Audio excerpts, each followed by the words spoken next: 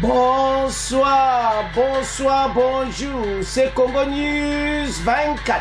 Bande Konanga, comme toujours avant de commencer notre émission, nous disons merci à Dieu. Nous disons merci à nos chers abonnés et téléspectateurs qui nous suivent partout dans le monde et en RDC.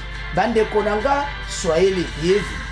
À la une, chers téléspectateurs, on va commencer cette émission Bandeko avec Oyokaka arrestation, il y a ex-gouverneur, il y a la BCC et Matata Mpogno et complet Bandeko na dossier au Boyebi et déjà près la cour constitutionnelle va quoi apparaître le lundi donc au Mona Masolo Batoyo en Kokanga Mayango. Tous à la connecter peut-être développer mon émission là. Deuxième point chez téléspectateurs. Division en deux, on va parler d'abord de l'amélioration. Il y a des soda bandeko prime na bango spécial oyo mokonzamboka pesi bango bandeko ezaki toko une bonne nouvelle pour na mokonzamboka amati salaire ba soda. Et puis de l'autre côté on décision à Lorenzo bandeko yindi entre Kagame et Lorenzo parce que Lorenzo vient de frapper RDF M23 à l'est boyoka décision là en direct de Luanda. Tous à la connecter peut-être développer mon émission là biso. Chers téléspectateurs, Bande Konanga, émission na biso bandi. Comme d'habitude, yebsa bandingete erango ekoki parce que masula lelo eza kitoko trop. Pona ni tozolo babongo parce que mokonzamboka amati prime ya basoda. Alors bande kotoko yoka amélioration à prime na bango chiwo yake ko annoncer bo masolo kitoko. Alors parce que ba décision pe na loi des a somo ou ekoi contre RDF M23 watu zo yana kwasuka. Alors toko bana émission na biso sur dossier Matata Mpogno. Bako sambisa ye ou bien bako sambisa ye te. Et c'est kozala ou bien kozala te. Maintenant tout est prêt. Matata Mpogno à la cour constitutionnelle c'est lundi 21 donc arrestation bango nyonso avec l'ex-gouverneur ya BCC. Bandeko pays ezaki kotambola malamu te. Gouverneur, ex-gouverneur de la Banque Centrale Mutombo, azana ba dossier oyo, il faut expliquer ba Congolais. Parce que devant la justice, de éviter parce que maintenant il y a ça coincé. Boyiba ke azoya te okorase, aza muto azoya ke yepe azana kati ya dossier. Aliakimbo, selon ndenge bakomi. Donc, bango misato à la barre, na sud-africain, ou ya société à cop. To bengo société à copo, et ça le quoi société mon écran, ça tu comprendre. Alors, maintenant, Matata Mpogno, azaki kotiaba makelele. Pourquoi azaki kotiaba makelele? Il y a le selon la constitution, bakoko samisaïti. Effectivement, ils avaient changé le dossier, monsieur Ongana yo. Le détail, monsieur, on ne sait pas. Que yé bako sam c'était na makambo to asala kila yakina pouvoir. Est-ce que Isaka Kaye ou bien le président de la République? Wana bosa ba to sa ba recherche na. Parce que azako ganga na avocat ne chaque fois que arrestation oyo ezali mabe ezapenda qu'il faut arrêter. Bandeko, plus de 300 millions de dollars et bima kakabouya. Mbongo ba Congolais ba oluka to pesa wata FARDC la montée en puissance ou ba onga ba batela mboka na biso. Mbongo ezo monanati. Même ba machine ba sombati le monanati. Maintenant impliqué na yemoko ex-gouverneur de la Banque Centrale Mutombo. Yé mutabimisa kimbo. Alors, sikoyo me batiki ex-ministre des Finances va mona ki yazara problème ti. Alors, sikoyo makele lotu bazai kotia. Ezala ki ya ni. Parce que maintenant yemo Matata pesa confirmer qu'il faut azala. Oya mbala oya suba aventure asala demba eleki que le peuple a sous-pixé qu'à il est à Kinshasa ou bien il est à Maniema. Soit à Maniema, à cause d'un problème sérieux, soit à quitter parce que eza lokola azokima makambo oyo infraction oyo asalaki. Et maintenant dossier eza matata bandeko. Voilà ndenge makambo yango ezali. Mais surtout qu'est-ce qu'on a ba détail.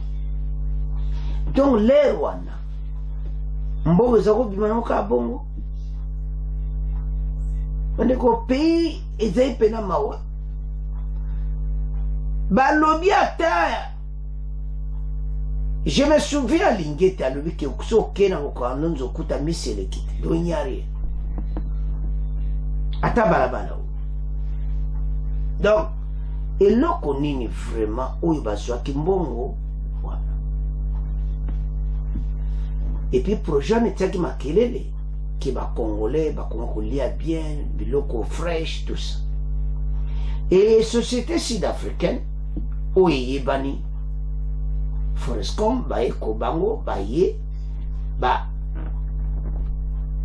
Christophe Brenet yende mutaza mukamina bango donc selo nde makango lekaki donc ba verser mbongo apesaki.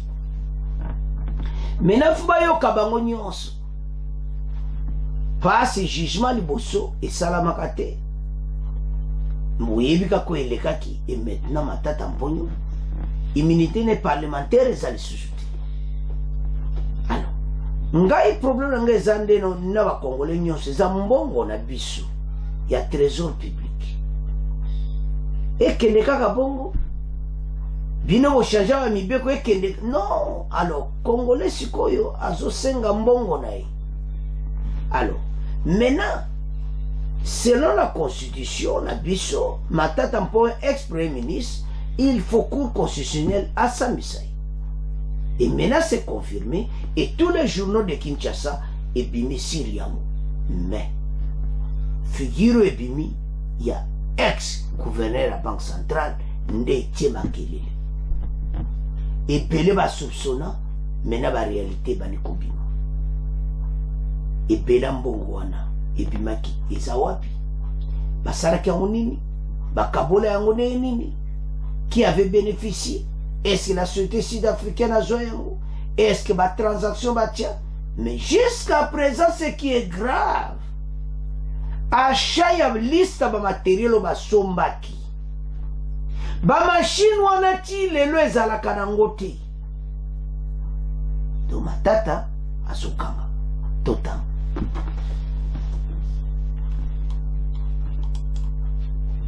Donc situation est à peine grave. Arrestation de l'ex-gouverneur de la BCC Mutombo Matata et Christophe Goblet. Donc Bango Bissatou devant la barre. Des journaux parus ce vendredi à Kinshasa s'intéressent au nouveau rebondissement du procès Matata Mponyo devant la Cour constitutionnelle.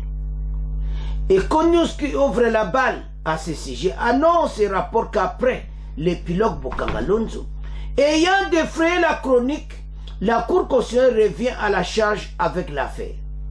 Marché international de Kinshasa, dans laquelle sont impliqués l'ancien Premier ministre Matata Mponyo, l'ancien gouverneur de la Banque centrale du Congo, Deogratias Mutombo, Mwana Nyembo, et le Sud-Africain Christophe Goblet, directeur gérant d'Africom, entreprise gestionnaire du parc agro-industriel de Bokangalonzo. Selon ce portail, une audience en matière répressive est fixée le lundi 21 août à la Cour constitutionnelle. Donc, lundi 21 août, Cour constitutionnelle Bango Toubaza attendu. Voilà. Ce que ce journal qualifie le nouveau rebondissement de la Cour constitutionnelle, cette fois indique Econews, il ne s'agit plus de l'affaire Bokangalonzo. La Cour constitutionnelle par une magie dont elle a secret active une autre, tout aussi différente, l'affaire marché international de Kinshasa.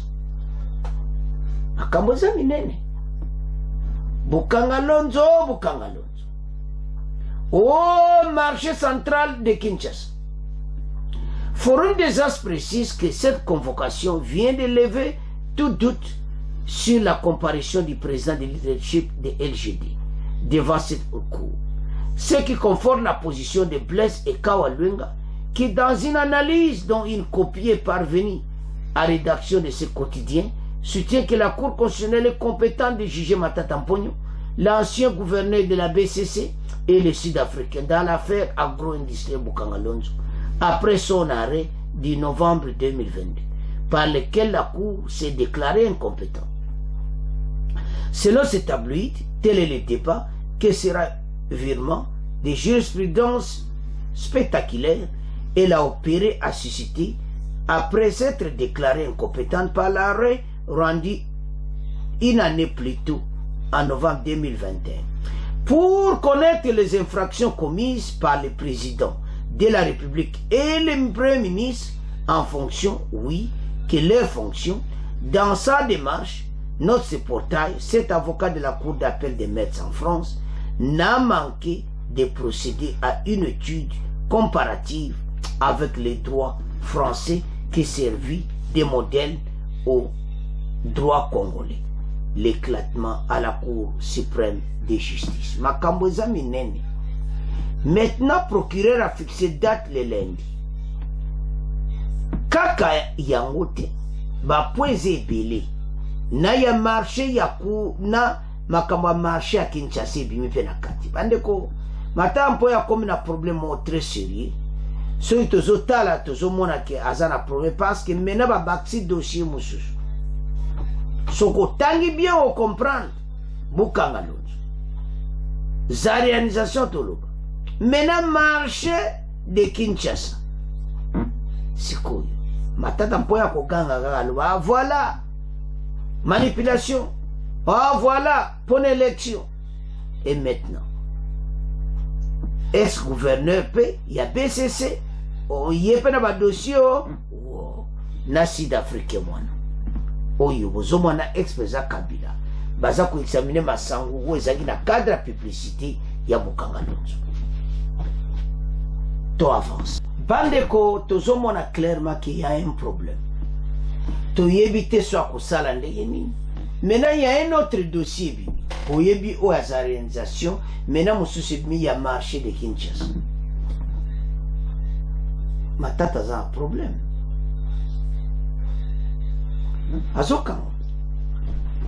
Alors, biloko a été se rattrapé parce qu'il y a un grand dossier où il y a une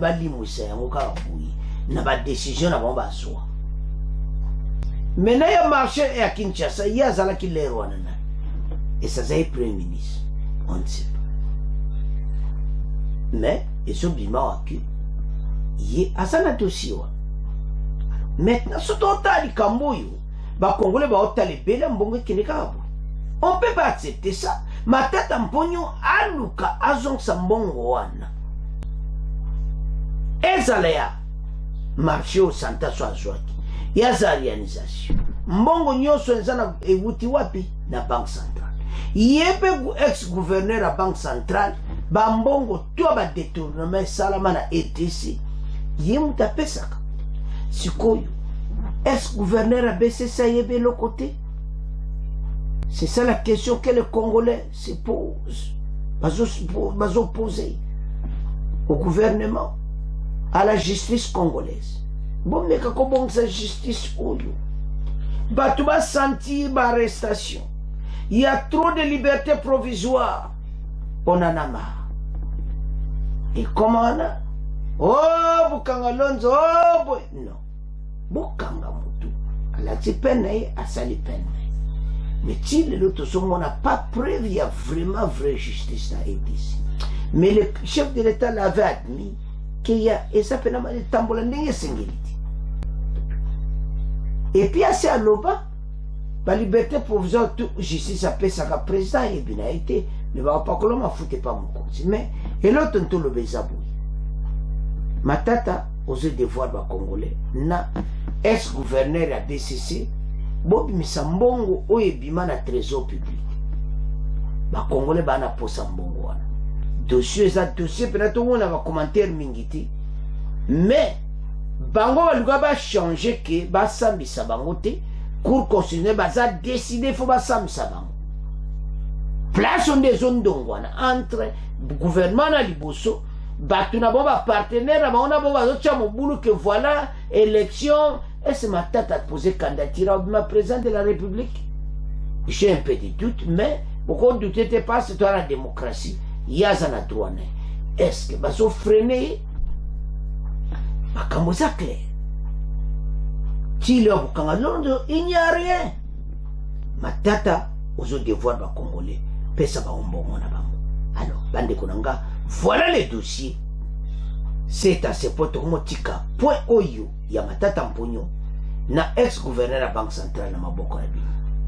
Tokomo kende na deuxième point.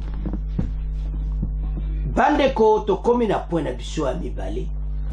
Prime ya basoda bandeko. Amélioration prime ya FARDC masolo kitoko. Message mokonza mboka apesi na chiwewe akene ko transmettre epai ya FARDC. Quel est ce mot? Message yokano tozako lela wa salaire basoda, salaire basoda. Mena amélioration ya prime ya basoda eza mena officiel message à chef de l'État o ya pesi chiwewe akene ko transmettre epai wa bakene ko kutana na ba recrue na Kamina. Bandeko seul Kamina 12 000 recrues. Bole mo banda 10 000 à Kitona. Bole mo banda Likasi. Bandeko tozana effectif. Bandeko batu balwe plus de 40 000. Donc bazaka ke bele ku ba musuku ba zong saki bango ba mona ki bango ba critère pitim de 40 000. Oyo ba se présentaki. Oyo kaka record. Alors sikoyo biso nyonso tozali koloba comment nos soldats ne sont pas bien payés, tout le monde est là et le bin de komu mkoza mboka yaka tu ba décision na mwa rita mais na l'air na période mo kitoko ke tozo kende pase to ke na offensive boko yoka message wuti Luanda pa Lourenço Kagame Mawato. Alors, moi, tout ça, y a point sûr. Mais, nos soldats, bazaki pena, bazozo ba on a valeur, te tono ba clair. Avant l'arrivée des Fachi, armée na biso bazo ba soldats na biso ka ndenge wana. Fachi albi, mais ba oyo nde ba simba kamboka. Fachi a commencé d'abord à façonner, comme un potier. À ça qu'on façonnait argile la montée en puissance. A façonné on a marqué Yomokoza Mboka Lingi Armeza. Il a commencé avec le recrutement. Deuxième étape, salaire. Amélioration des primes. Il y a basoda na biso. Ils ont une mission. Oyo tiwo wakene na Kamina. Kokuta na ba 12 000 recrues. Oyo baza koyebisa bango. Que mon message na bino mokonza mboka ali ba prima basoda emati. Elo to lukande angona. Basoda oyo il faut pas soit kambongo moko a bien. Et ça la ka plaisir même na champ de bataille. Masolo kitoko. Totamba, toyeba, oye nini lekaki na Kamina.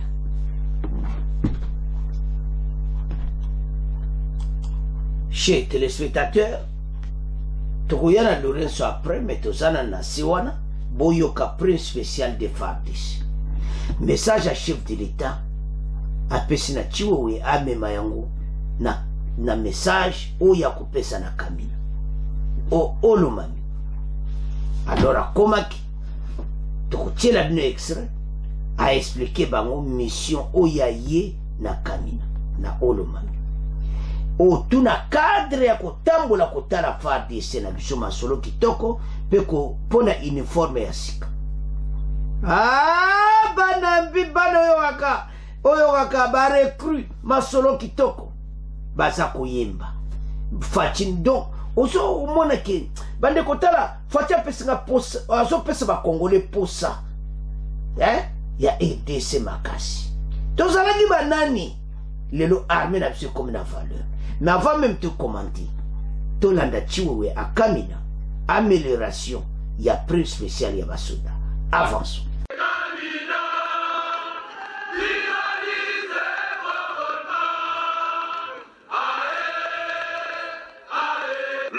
général Thio Esongesa Christian effectue depuis ce mercredi 16 août 2023 une mission d'inspection et d'évaluation de l'état d'avancement de la formation de près de 12 000 recrues au centre d'instruction des Kamina dans la province du Olomami. Aussitôt arrivé, le lieutenant général Thio Esongesa Christian s'est rendu à l'état-major de la base des Kamina où il s'est imprégné de l'évolution de la formation de ces jeunes qui ont répondu à l'appel à la mobilisation générale lancée par les commandants suprêmes. Prenant la parole, le chef d'état-major général a annoncé aux officiers de la garnison de la base des Kamina la dotation imminente de la nouvelle tenue de combat de FARDC après le contrôle de l'inspectorat général et a transmis les salutations et les encouragements du président de la République, chef de l'État, commandant suprême de FARDC, Félix Antoine Tshisekedi Tshilombo. Dans le cadre de l'amélioration des conditions de travail des instructeurs, le chef d'état-major général de FARDC a annoncé la décision du commandant suprême d'améliorer leurs primes. Ce même mercredi, il s'est adressé aux recrues et aux cadres instructeurs réunis à la parade du CI Kamina.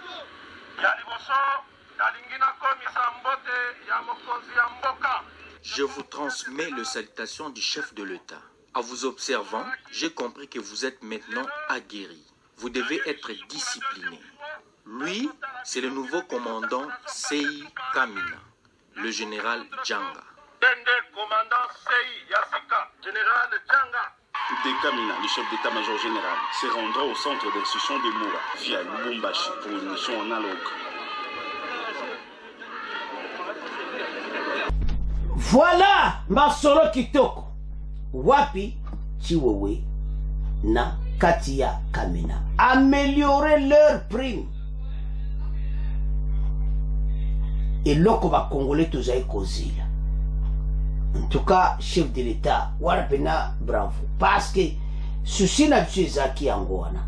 Ba critiquer ba soda na biso. Ba opesa ba valeur tembena valeur ezongi. Esengo ya kozala congolais. Esengo ya kozala sima FARDC. Le plaisir ya moment oyo actuel. Oyo FARDC la montée en puissance. Pays oyo comme un autre pays. Autant que tu attaquer bango, bakoza na place, c'est parce que montazo bunda avec force. Ata la poche na evimbi, ata la poche na evimbi. Akanza moi sine kuna zolia bien, Masolo Kitoko. Bandeko, ça a pris beaucoup de temps. Il fallait commencer à zéro cette année. À Kouti yango, basa ba courageux. Malgré bazala ki pena ko futa bo malamuti. Malgré bazale kagandengo wana mukonza mbuka ya changer baka. 1. Recrutement. 2. Amélioration des primes. Ah bongo sikoyo le bazu ba prime siko botala Rwanda yebela. Ba komena force mususwa. Poche tondi. Masolo Kitoko. To vandako. Ba komona makamuna bango. Alors, bana mboka to telema pona pays. Quand vous regardez, au tali comment ces jeunes se sont donnés pour les pays. Oyoka kabaza koyemba pona mboka. Bazupe no yoka ka autorité wana baza koyemba, baza mesengo dans la joie. Et puis mokonza mboka aiko sepelisa bango. Kopesa bango prime oyo bazala ki kozela. Voilà le dossier bana mboka to telema. Pays oyo déjà démarré. Toza les sous-ne tawana te oyo bazali kozela ba mena démarrage total tozo kende liboso tokozonga simate. Pays oyo eza to nyokwami makambo ebele même koza mboka aye kolongole kivok nyonso kolonga ba doute et pas ba soda. Ba soda mena ba komi ba vrai ba soda. Masolo Kitoko kunuta ba sololi avec les 12 000 à Kamina. Amélioration des primes de FARDC. Mena bandoki ya Congo message na biso pa na bino. Ba critiquo bozako loba que les soldats sont un pays. Siko bo suka wapi. Et ici pas seulement ça mais awa eza ke ba futa kabango mais ba mena amélioration ya prime de FARDC. Parce que il faut pas vivre pendant hein yango. Alors et ça pena kitoko chiwewe aiko annonce officiellement bango tout RDC mumbayoki mena baza kopina salaire mati Et ça la question. Tolande bazobina wana. Dans la joie. Rwanda yebela. Alors, wana ezalaki farde c'est ce que tokene directement na Rwanda. Et pas wapi. Le président angolais a Joaquim Maluba. Ndeko toko tanga Maluba na ye. A frappé pena Kagame. A touché pena ba pont wana. A lobby que arriver à Sadek est nécessaire. Et ainsi, Bazawana, Bajiba Bastion Moussousou, mais les M23 sont toujours aux alentours. Je crois que le message en Kuna Baembiango Mawato. Voilà discours en tant que président de la SADC a eu pouvoir bâton à Maboko Fachi. Donc, Azem Maïle Sili Bango Place Bavandi en disant tout ça. Et là, ça clairement était EAC à échouer.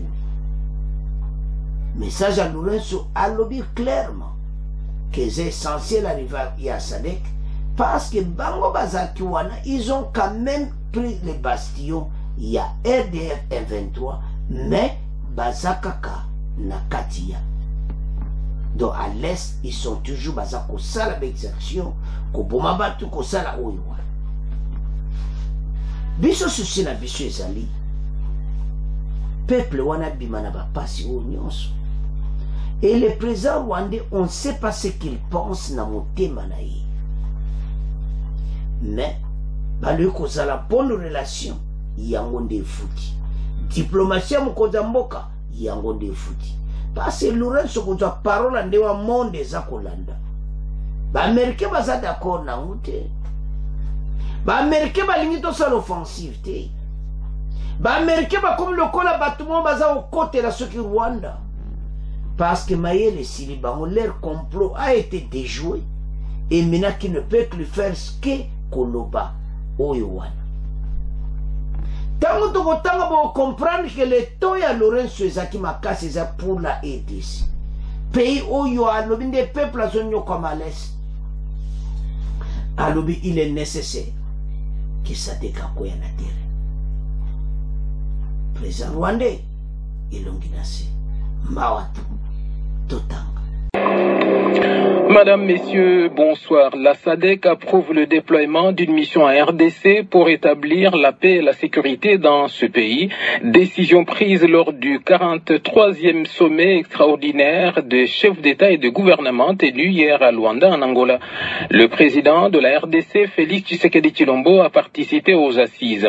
Par ailleurs, les dirigeants de la communauté de développement de l'Afrique australe, SADC, expriment leur soutien à la coordination et à l'harmonisation des initiatives de paix dans l'est de la RDC par divers acteurs dont la communauté de l'Afrique de l'Est, la communauté économique des États de l'Afrique centrale, la conférence internationale de la région des Grands Lacs CIRGL, la SADC, les Nations Unies et la Commission de l'Union africaine. Le sommet de Luanda a également souligné la volonté des États membres de la SADC de tenir des élections en 2023 au Zimbabwe, en RDC et à Madagascar. Et Yindi Lourenço vient de frapper RDF 123 à l'Est, Boyoka décision live. Joao Lourenço, le président d'Angola, a entamé ce jeudi 17 août son mandat tournant à la tête de la communauté des États de l'Afrique australe. Succédant son homologue congolais Félix Tshisekedi, il a loué les initiatives diplomatiques régionales déployées pour tenter de mettre fin à l'insécurité et la tenue du M23 dans l'est de la RDC. Il est également important de souligner ici certains des principaux défis sécuritaires de la région, comme la situation qui prévaut dans l'est de la RDC, où, comme vous le savez, nous avons fait des efforts conjoints, la CRG, la CE, la SADC et l'Union africaine pour résoudre les conflits insolubles dans cette région du pays frère. Pays frère. Lourenço a déclaré Lourenço dans son discours d'acceptation au cours du 43e sommet ordinaire tenu à Luanda. Et de poursuivre. je voudrais souligner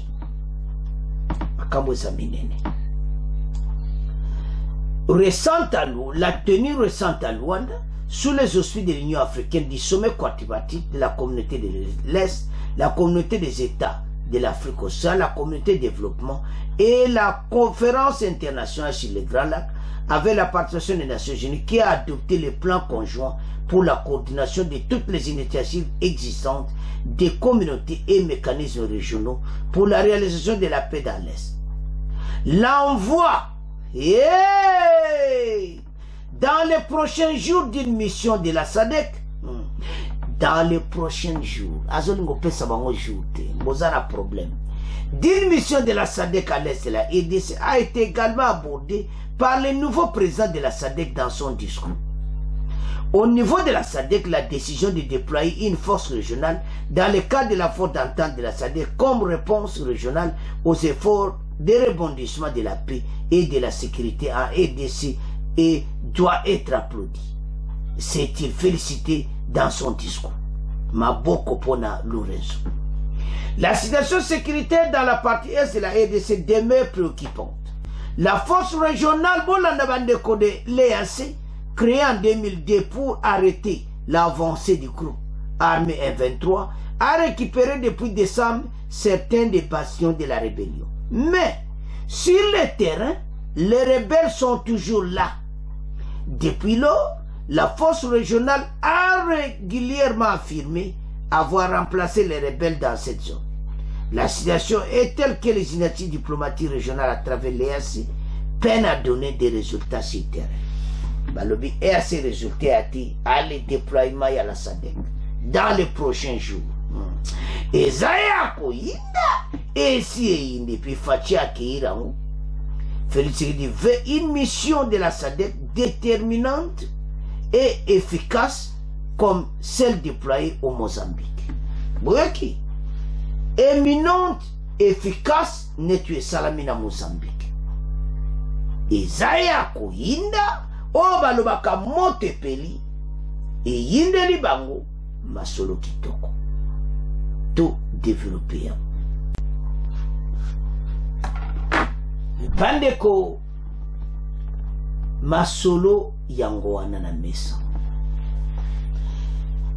Le président angolais Lorenzo, en tout cas, a félicité Ndengenini, Union sur la communauté à EAC, tout ça, présence na bango, mais avancement pendant Zalakiti.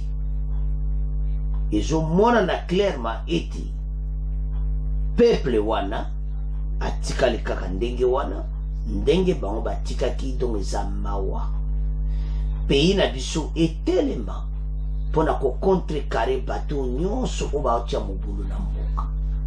Ezo senga clairement eti EAC bango bakiti comme ça SADC a remplacé soko tali dossier oyo okomona munene nango ke pays en tout cas et comment qui sous menace jusqu'à ce que ndenge bola discours à Lorenzo ba botoli quelques pastillons, mais les RDF F23 sont toujours là. Cela veut dire des échecs total. Il y a lui que l'arrivée il y a SADC et que ça l'a bien biso récupérer intégrité territoriale. Mais pour un aba congolais nyonso balisu koyoka o SADC boiti congolais sont forcés pour la FARDC même ngai siko na komoloba boyi tomeka ko changer langage SADC ya kanayo mais biso toza na position de force mais esengo koyoka na monoko Lorenzo que il est important l'arrivée de la SADC dans prochains jours. Donc, bazoya kalati. Donc, on so bande ka Congo bazo compliquer situation, ba manipulation par le peuple. Bokeba. SADC azananzila. Alors, maintenant, biso déjà armé na biso vandi. Tout ça un problème. Parce que souci n'a pas la montée en puissance. Et ce que mon Kodamboka mati salaire na bango. Boyebi esengoni tozala ngona mitema. Oh, FARDC. Masolo kitoko. Parce que tala bandeko. Oui, mikolo et ça n'a qu'à plaisir pena koloba pona mboka na. Pona ni. Mais talande oyo kame FARDC ba changement. Pays auquel na niveau mususu. N'écoutez pas les faux discours à l'okuta wana oya bato bazoya ko manipuler bato na sur les réseaux sociaux. Mboka oyo deya toza na position kitoko na lani bandeko ebele mikolo nyoso balui le FARDC se prépare na félicité bandeko nyoso ba pesa info.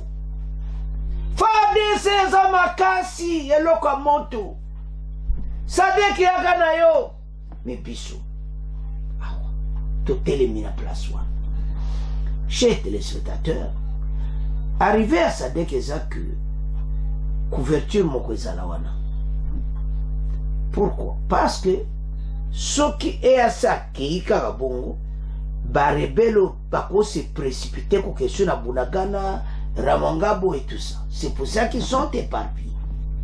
Mais ce que Salami qui est remise et reprise avec la Sadek de Jumboka. Donc, Sadek a besoin de compris mission moko boya remise et reprise na bateau bazokende. Comme ça biso moto vana parce que mission à Sadek est différent. Membre mon va attaquer biso tout attaquer. Vous savez force moko bo ensemble avec la grande force sud-africaine où bazana armement déjà avancé. Donc le président rwandais a un problème maintenant a un ndengazawan. C'est pour cela Lorenzo vient de frapper parce qu'à l'Obiboui que dans les prochains jours ça dégazakuya il est nécessaire parce que malgré les efforts à EAC bateau à Basakawa d'une manière ou d'une autre EAC n'a rien fait. Alors maintenant puisque Boibile a silissima beaucoup ba beteraki botangi wana on a applaudi ces messages de l'arrivée de la salle. Congolais, aujourd'hui, banante niveau me FARDC bakomi, ya otonto no ba mon ki ko benda bato ya ba Congolais. Armée comme na niveau bien. Ba recrutement na mo sa inani sibi.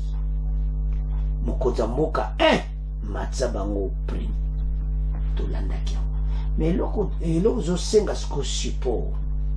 Moralement maloba kitoko na Twitter na Facebook maloba mo kitoko na réseaux sociaux ole kaso na TikTok sukuwa maloba kitoko bendele koyati FARDC tout ça simana chef d'état-major va changer même ba tenue wana tout ça au mona eza osalanga passe no mona ba invento ba la ta ba tenue na biso